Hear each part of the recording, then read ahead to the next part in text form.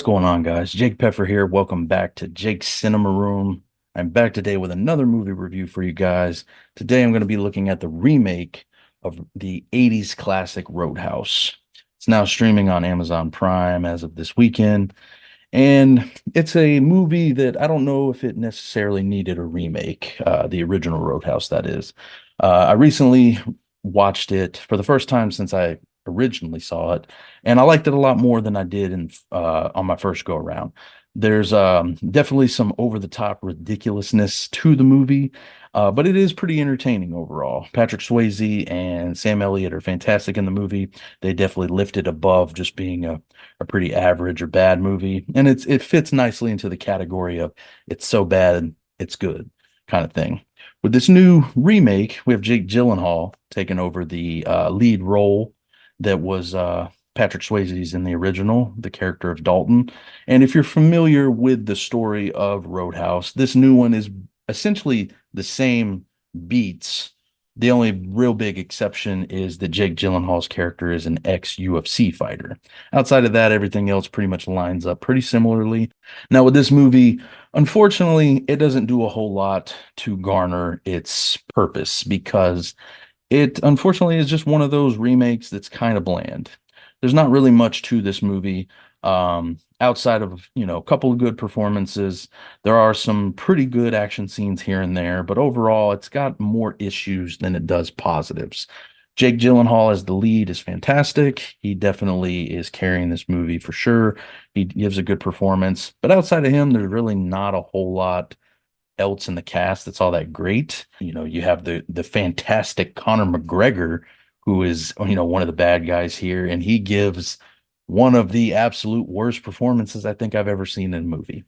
It is bad. It's real bad. Can't understand what he's saying half the time. He is overly over the top to the point where it's just so annoying. And it just feels like, why cast this guy? Like, I know he's a popular fighter and everything, but at the end of the day, they would have been better off just getting an actor with some fighting experience or martial arts experience, throwing him in here to go up against Gyllenhaal because McGregor was definitely not the way to go. And then really outside of them, you have a cast of, pretty large amount of characters, but none of them really stand out or do anything. You have a love interest here, just like in the original, but it feels so crowbarred into this one. It feels super unnecessary, and there's really no chemistry between Jake Gyllenhaal and the lead actress here. And it just feels like it's a kind of a waste of time, and it's really only there as a plot device. Not that the one in the original was all that, interesting either, but it at least had a little bit going for it, and the actors seem to have chemistry. This one, it just doesn't do much. Outside of that, too, you have some camera work that is really odd in this movie. Throughout a lot of the fight scenes, the camera work just seems off. It seems like they're trying to go for a really new, cool, slick style with a lot of the like camera work and everything. And it just comes off as almost too distracting in a lot of scenes. Sometimes it works a little bit when there's some more wider shots of him fighting multiple people, but when it's like in the bar and it's moving really fast and panning across different things and going from this character to this character to this character to this character, it just feels really weird. And I don't know why they chose to go that route. You have director Doug Liman, who's actually a pretty solid director. He's made some good action movies in the past before. So I don't know if this was his decision or the cinematographer's decision to shoot it this way, but it comes off as just really distracting, and it makes a lot of the fight scenes feel very weird because half the time you can't really even tell what's happening. Like I said, this movie just doesn't have a whole lot going for it outside of a good performance and some decent fight sequences here and there.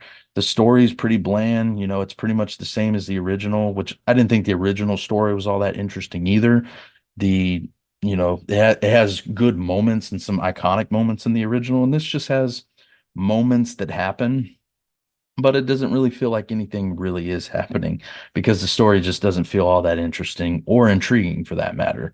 You also don't get a best friend character like you had with Sam Elliott in the original. And not to compare it so much to the original, but obviously that's going to happen with it being a remake. But there's certain things that it doesn't do that the original did, and they did it better.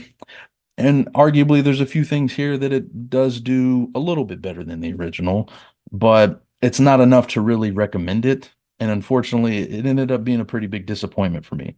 Not that I thought this movie was going to be like great or anything, because, the original is what it is.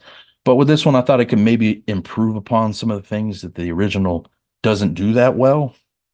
And really, it doesn't do that here. And that's unfortunate because I like Jake Gyllenhaal. I hate seeing him in roles like this where he gives a good performance, but everything around him in the movie itself just doesn't really work all that well. And this is just another one of those in his long filmography. Overall, I'd give the movie about a 4.5 out of 10. It's got, some things here and there that make it okay to watch. I would say maybe check it out if you're interested, but it's really not one I can recommend overall. That's about it for me, guys. If you have had the chance to see the new Roadhouse, please let me know what you thought about it in the comments below. Be sure to subscribe to the channel for more reviews, rankings, all that good stuff. I'll drop all my links down below on where you can follow me and check out more of my reviews. And until next time, I'll catch you all later.